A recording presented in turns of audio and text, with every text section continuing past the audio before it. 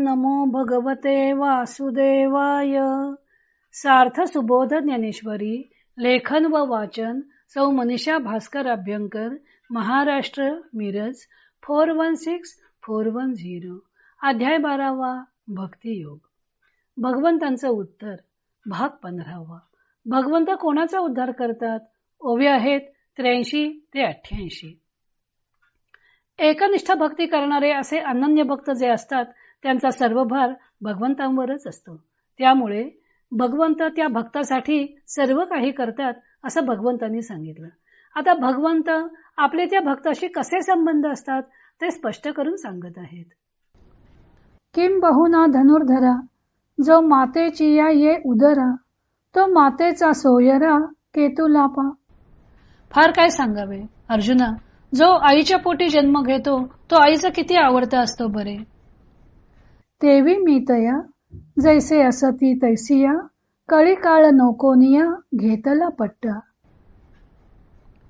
त्याप्रमाणे माझे भक्त ज्या स्थितीत असतील त्या स्थितीत मी त्यांच्यावर प्रेम करतो व कळी काळाचा पराभव करून त्यास मी आपल्या पदरात घेतो. एरवी तरी माझी या भक्ता आणि संसाराची चिंता, काय समर्थांची कांता कोरांना मागे.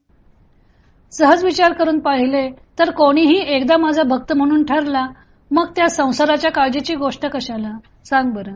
राजाच्या कुटुंबास भीक मागण्याचे कारण पडेल का? तैसे ते माझे कलत्र हे जाणीजे, काहीसे निही न लाजे तयांचे मी. त्याप्रमाणे ते भक्त माझे कुटुंब आहेत असे समजावे.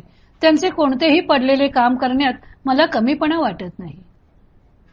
जन्म मृत्यूची या लाटी, झळंबती या सृष्टी, ते देखोन या पोटी ऐसे जाहले. जन्म मृत्यूच्या लाटात हे जग गटांगळ्या खात असलेले पाहून माझ्या पोटात असा विचार आला. भवसिंधू चेनी माझे, कवणासी धाकून उपजे, तेथ जरी की माझे भीती हन. संसार सागराच्या खवळण्याने कोणास भय उत्पन्न होणार नाही. या योगाने म्हणजे संसार सागराच्या क्षोभाने माझे भक्त कदाचित घाबरतील. आता ज्ञानदेवांचे भगवंत त्या भक्ताशी आपले कसे संबंध असतात ते स्पष्ट करून सांगत आहेत. सतत युक्त असणारे भक्त भगवंतांशी अनन्य असतात. भगवंतांशी अनन्य असतात म्हणून ते कोणत्याही प्रकारचे आपल्या वाट्याला आलेले कर्म सोडून देत नाहीत, तर स्वधर्माप्रमाणे आपल्या वाट्याला आलेले कर्म यथास्थित पार पडत असतात. ते सर्व कर्मे ते निष्काम भावनेने करत असतात. त्या कर्मांची फळे ते भगवत चरणी अर्पण करतात. इदम न मम असाच त्यांचा भाव असतो. त्यामुळे अशा भक्तांची चिंता ही भगवंतालाच व्हावी लागते. भगवंत त्या भक्ताचे सर्व काही करतो. हे ज्ञानदेवाने मातेच्या आणि कांतेच्या दृष्टांताने स्पष्ट केलेले. माता आपल्या मुलाकरता अतोनात कष्ट उपसत असते. बाळाचे सांगोपन, संवर्धन आणि संस्कार अशा सर्व अंगांकडे ती लक्ष पुरवत असते. कारण ते बाळ तिच्या पोटी जन्माला आलेलं असतं. ते घराण्याचा वंश चालवणार असतं. सजातीयत्वाने ते तिच्याशी बांधलेले असतेच. तसेच भक्त सुद्धा जेव्हा सर्व प्रकारे भगवंतावर अवलंबून असतो असा भक्त भगवंतांचा सजातीय होतो, त्याच्या कुटुंबातला होतो. मग मातेप्रमाणे त्या भक्ताची काळजी घेणे हे भगवंताला भागच पडतं. भगवंत म्हणतात की असे भक्त ज्या स्थितीत असतील त्या स्थितीत ते त्याच्यावर प्रेम करतात. माता आपल्या बाळावर प्रेम करते तेव्हा ती आपल्या बाळाचे रूप चांगलं आहे की नाही ते पाहत नाही, किंवा त्याने शी केली आहे, अस्वच्छ आहे हे पाहत नाही. ती त्याला स्वच्छ करून प्रेमाने आपल्या छातीशी घेते. तिला एकच माहित असतं की हे बाळ माझं आहे आणि ते सर्वतोपरी आपल्यावर अवलंबून आहे. तसेच भगवंतांना जेव्हा जाणवतं की भक्त सर्वतोपरी आपल्यावर अवलंबून आहे तेव्हा ते भक्तासाठी मातेप्रमाणे धावून येतात. भगवंतांचा भक्त असणे ही गोष्ट महत्वाची आहे. तसेच भगवंतही भक्ताची जात, त्याची श्रीमंती, त्याचे समाजातील स्थान, त्याचे पांडित्य या कशाचाही विचार करत नाहीत. या सर्व गोष्टींवर भक्ताची महत्ता अवलंबून नसतेच. त्याची महत्ता अवलंबून असते ती फक्त भावावर. असा भाव असेल तर त्याला परमपद प्राप्त होतं. स्त्रियो वैश्यस्तथा शूद्रस्तेपी यांती परामगतीम असं भगवंतांनी 9व्या अध्यायात म्हटलंच होतं. भगवंत अशा भक्ताला आपल्या पदरात घेतात व त्याला कळी काळाच्या भयापासून मुक्त करतात.